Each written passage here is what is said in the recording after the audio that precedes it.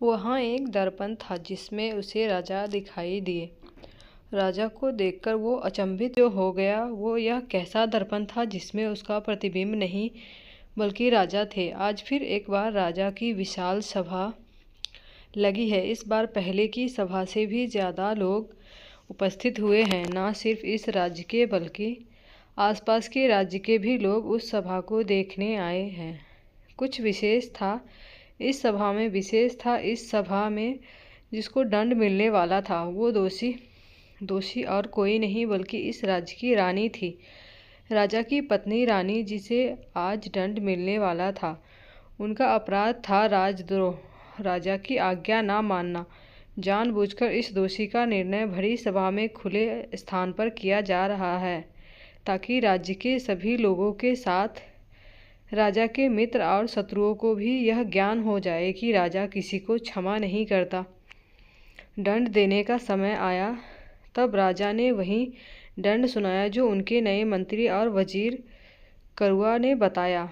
उसके बताने के बाद राजा का स्वर गूंजा, रानी को राजद्रोह के लिए हमें मृत्युदंड देना था, परंतु वो स्त्री है इसलिए हम उन पर कृपा कर रहे हैं और उन्हें आजीवन कारावास का दंड दे रहे हैं। भीड़ में सिपाहियों के साथ खड़े रानी के छोटे भाई ने अपनी आंखों से बहने वाले आंसुओं को किसी तरह से रोका। दंड मिलने के बाद सिपाहियों के साथ रानी जाते हुए अपने भाई की ओर भरी आंखों से देखते हुए गई। अभी रानी को महल में स्थित एक कारावास में रखा गया है। कुछ दिनों बाद उन्हें महल से दूर बने कारावास में रखा जाएगा जहां दूसरे बंदी भी हैं। रानी को उन्हीं के साथ आजीवन अपना दंड भुगतना पड़ेगा। अब कुछ ही दिवस है रानी के छोटे अनुज सूर्यदेव के पास। वो रानी से भेंट करके यह पता लगा पाए कि आखिर रानी से प्रेम विवाह करने के बाद अचानक से यह महाराज को क्या हो गया है। उनमें इतना बदलाव वो भी कुछ दिवस के अंदर कैसे आया। सूर्यदेव के साथ इस बात से अचंभित बाकी सभी सिपाहियों और मंत्री भी थे। इसलिए जब सूर्यदेव ने रानी से एकांत में बात करने के लिए सिपाहियों से विनती की तो वो मान गए। रात्रि में रानी ने कारावास में मिलने पहुंचा सूर्यदेव बच्चों की भांति फूटकर पहले रोया, फिर रानी से इस परिवर्तन के विषय में पूछा।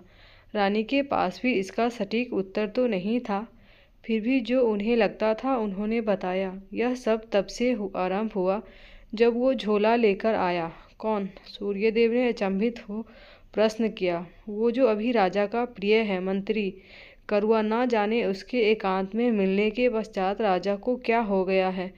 उस कक्ष में ना वो किसी को जाने देते हैं और ना ही उस कक्ष से रात्रि के बाहर आते हैं। बस वो उनका यह नया मंत्री ही वही उस कक्ष में समय व्यतीत करते हैं। सिपाहियों का कड़ा पहरा है वहाँ, जो किसी को भीतर प्रवेश नहीं करने देते। मैंने उस कक्ष में जाने का प्रयास किया।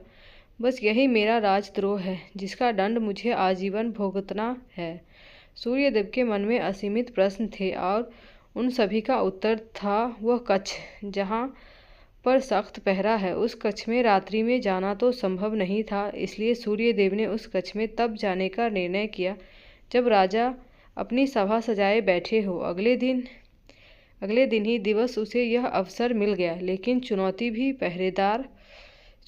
पहरेदार। उन सभी को चकमा देना था। कक्ष के भीतर क्या था यह वो पहरेदार भी नहीं जानते थे। सूर्यदेव ने एक योजना बनाई। उस योजना में अगर वो सफल हो जाता तो उस कक्ष में जाकर उसके रहस्य का पता लगा सकता था। उचित समय देखकर उसने अपनी योजना को प्रारंभ किया।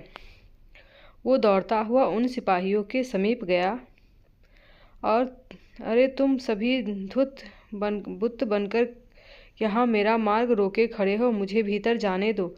राजा का आदेश है। उनकी बहुमूल्य वस्तु को मुझे सुरक्षा देने ही। सिपाहियों ने पहले उनकी बात पर विश्वास नहीं हुआ। उन्होंने सूर्यदेव का मार्ग नहीं छोड़ा। तब सूर्यदेव ने अधिक जोर देते हुए फिर से कहा, महाराज का आदेश अगर तुम नहीं मान रहे हो, इसमें मेरी कोई हानि नहीं है। बहुत सारे डाकुओं ने अचानक हमला कर दिया है। मुझे उस कक्ष में जाकर उनकी बहुमूल्य वस्तु को सुरक्षा देनी है। साथ ही तुम्हें भी यही खड़े होकर द्वार की सुरक्षा करनी है, पर आपको भीतर क्यों जाना है? यहीं रहकर भी आप वो कर सकते हैं।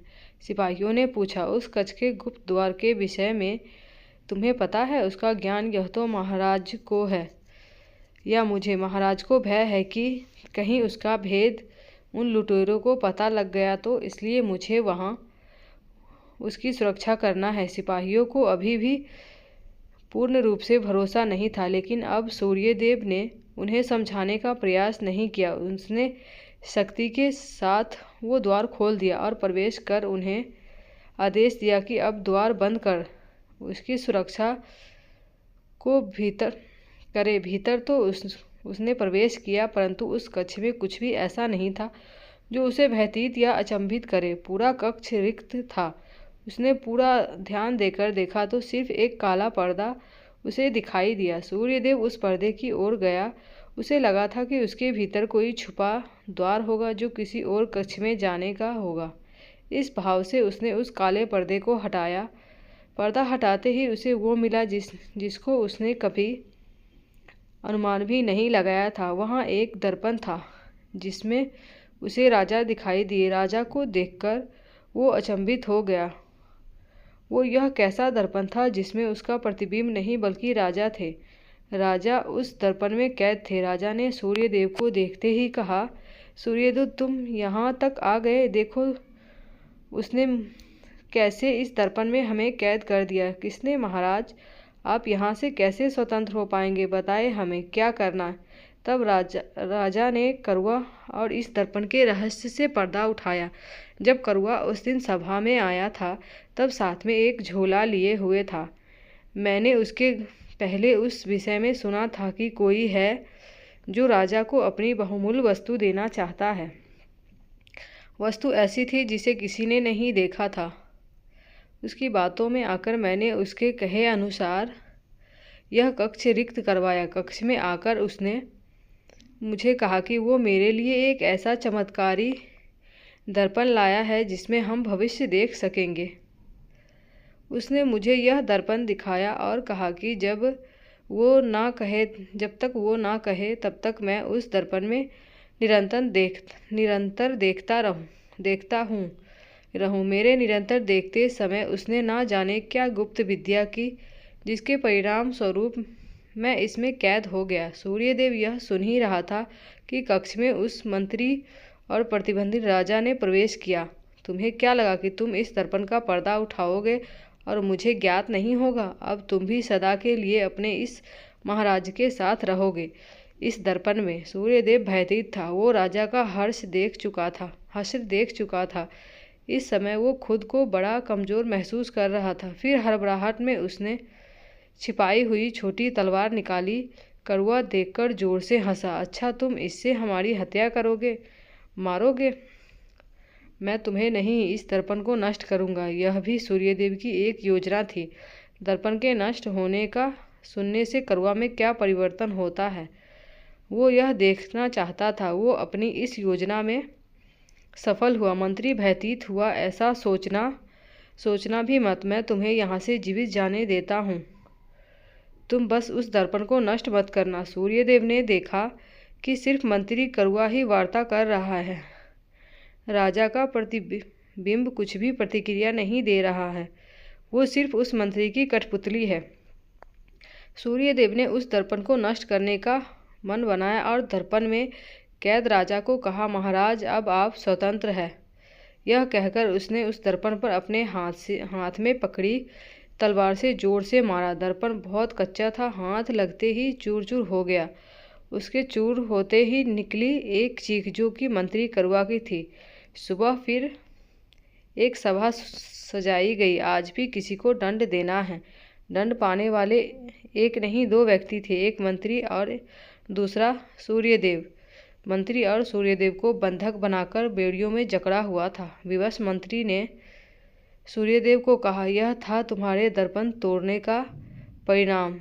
तुमने एक दर्पण से कई जीवन समाप्त कर दिए। एक दर्पण में कैद राजा का तुम्हारा और मेरा दर्पण के नष्ट होने से राजा नहीं, यह प्रतिबिंब स्वतंत्र हो गया है। पहले यह मेरी आज्ञा का पालन करता था, लेकिन अब इसे कोई नहीं रोक पाएगा। सूर्यदेव ने राजा के प्रतिबिंब को देखा। अहंकारी आंखें और मुस्कान लिए वो तन कर सिंहासन पर बैठा था। उसके मुंह से अंतिम वचन जो उन दोनों ने सुना था वो था मृत्युदंड।